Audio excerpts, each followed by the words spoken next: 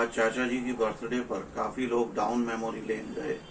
तो हमें भी याद आ रहा है कि सन 1973 में जब हम इटावा स्कूल में पढ़ते थे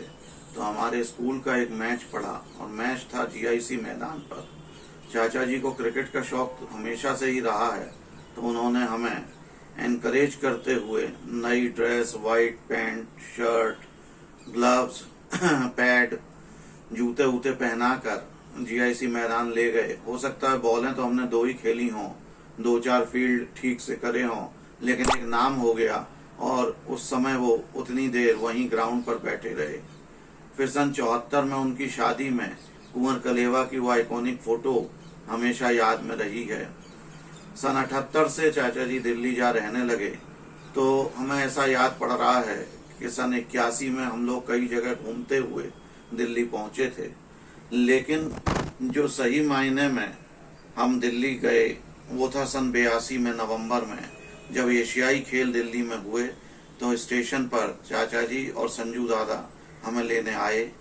नई दिल्ली स्टेशन से बाहर निकल हम लोग कनॉट प्लेस होते हुए घर के लिए चले,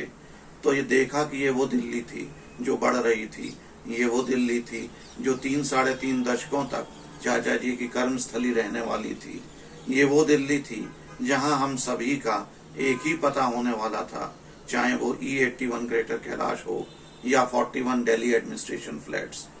जहां हम लोग सभी कभी भी पहुंचकर इकट्ठे हो जाते, कमरों में अपनी जगह बना एडजस्ट हो जाते। खुटियां भले ही अलग रही हों, लेकिन साथ बैठ खाने की टेबल पर जब बातें होती तो सभी लोग मिलकर खूब एंजॉय करते।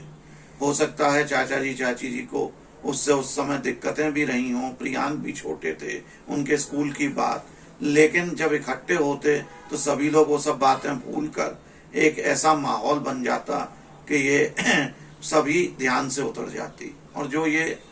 बर्थडे को लोग विशेष महत्व देते हैं, लेकिन उस समय में गाए बगाए जाने अनजाने खूब लोग इकट्ठे अक्सर हो जाया करते थे और एक सेलिब्रेशन का माहौल हो जाता था, चाहे वो घर में हो या बाहर जाकर।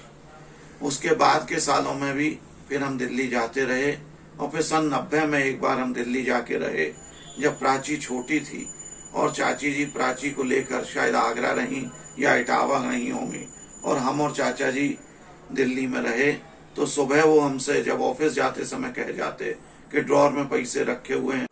तुम निकाल करके उससे अपने खाने के लिए कुछ भी मंगा लेना। और शाम को तो फिर खाना चाचा जी के साथ ही होता और गप्पें रात को खूब होती।